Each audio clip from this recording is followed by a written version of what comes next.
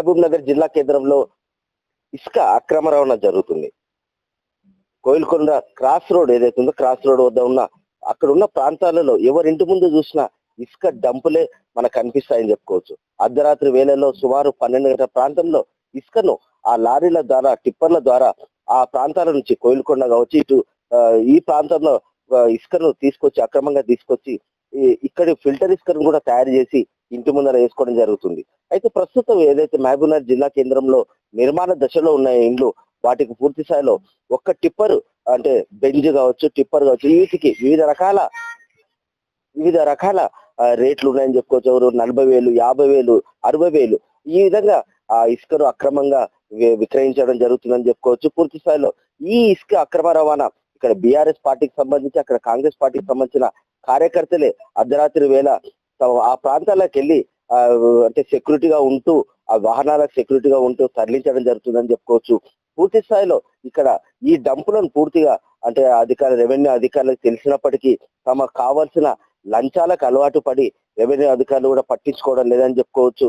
ఎందుకంటే ప్రభుత్వ భవనాలు కూడా నిర్మాణ దశలో ఉన్నప్పటికీ కూడా వాటికి కూడా ఇసుక లేకపోవడంతో ఈరోజు ప్రభుత్వం కూడా వాటిని అక్రమంగా తరలిస్తున్న ఇసుక ఎవరైతే యాజమాన్యం ఉంటారో వాళ్ళని బెదిరించి కూడా ఇసుకను అంటే తెప్పించుకోవడము వాటికి ఇవ్వడం జరుగుతుంది.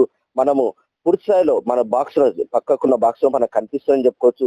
ఇసుక డంపులు ఏ విధంగా ఉన్నాయి, లారీల ద్వారా పగటి వేళనేమో పూర్తి స్థాయిలో ఉన్న ఏదైతే టిప్పర్లో ఆ ఇసుక డంపుల వద్ద నిల్వ ఉంటాయి. రాత్రి సుమారు 12 గంటలు దాటితే చాలు ఏ ఒక్కరు కూడా రోడ్డుపై ఉండకపోవడం చేత ఇసుకను అక్రమంగా తరలించి డబ్బు చేసుకోవడం జరుగుతుందని చేసుకోవచ్చు. అయితే రెవెన్యూ అధికారులు కావచ్చు, అక్కడ పోలీసు అధికారులు కావచ్చు, ఇక్కడ ఏదైతే ఈ మన మెట్టుగడ్డ ప్రాంతంలో కూడా ఈ ఇసుకకు సంబంధించిన వ్యాపారస్తులు కూడా అక్కడ అక్రమ ఇసుకకు సంబంధించిన వ్యాపారస్తులు కూడా అక్కడ ప్రతిరోజు సమావేశాలు నిర్వహించుకోవడం, అదేవిధంగా కోయిల్కొండ చౌరస్తా ఏదైతే క్రాస్ రోడ్ అంటామో 2 సడాకులు అంటామో ఆ ప్రాంతంలో ఏ ఇంటి ముందు చూసినా కూడా ఇసుకను డంపు చేసుకొని రాత్రి వేళలో అంటే మనకు కావాల్సిన ఎవరైతే ఇంటి నిర్మాణాలు కావచ్చు భవనాలు కావచ్చు ఏవైతే నిర్మాణాలు చేస్తున్నా ఆ ఇంటి ముందున వాళ్ళు అంటే వాళ్ళకి కావాల్సిన డబ్బును తీసుకొని అక్రమంగా తరలించడం జరుగుతుంది. ఒకవేళ పోలీసులు ఎవరైనా పట్టుకున్నట్లయితే వాటి కూడా ఒక రేట్ ఉందని చెప్పుకోవచ్చు. ఇప్పటికైనా పోలీసు అధికారులు కావచ్చు, రెవెన్యూ అధికారులు కావచ్చు, ఏదైతే కోయిల్కొండ క్రాస్ రోడ్ 2 సడకుల వద్ద ఉన్న ఏవైతే ఇసుక డంపుల్లో వాటిని అన్నిటిని సీజ్ చేయాల్సిన అవసరం ఉంది.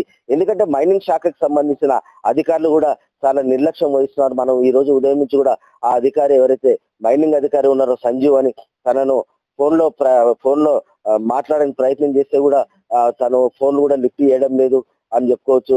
ఎందుకంటే గత మనం ఇచ్చాము ఏదైతే హన్వాడ మండలం మునిమోక్షంలో ఏదైతే క్వాడ్జ్ జరుగుతుందో అది సుమారు 3 ఎకరాల వరకు మాత్రమే క్వాడ్జ్ ఉంది. ఆ క్వాడ్జ్ లో ఈ రోజు 20 నుంచి 30 ఎకరాల వరకు కూడా క్వాడ్జ్ తవ్వకాలు జరుగుతున్నాయి. ఇది ఒక మరో మైనింగ్ మాఫియా కూడా అనుకుని చెప్పుకోవచ్చు. ఇక్కడ ఈ విధంగా అంటే ఒక దిక్కు క్వాడ్జ్ మైనింగ్ మాఫియా, అదే విధంగా ఇక్కడ ఇసుక మాఫియా, ఈ విధంగా ఎవ్వరికి వారే ఇక్కడ మొత్తం వ్యాపారాలు అక్రమ వ్యాపారంగా కొనసాగిస్తున్నప్పటికీ ఇక్కడ పోలీస్ శాఖ కావచ్చు, అక్కడ రెవెన్యూ అధికారులకు కావచ్చు కళ్ళు మూసుకొని తాము ఇచ్చే డబ్బులతో ఈ రోజు వాళ్ళు అంటే వాళ్ళ వ్యాపారాలు చాలా సులభంగా కొనసాగే విధంగా ఈ పోలీసు అధికారులు రెవెన్యూ అధికారులు వాళ్ళకు సహకరిస్తున్నారని చెప్పుకోవచ్చు.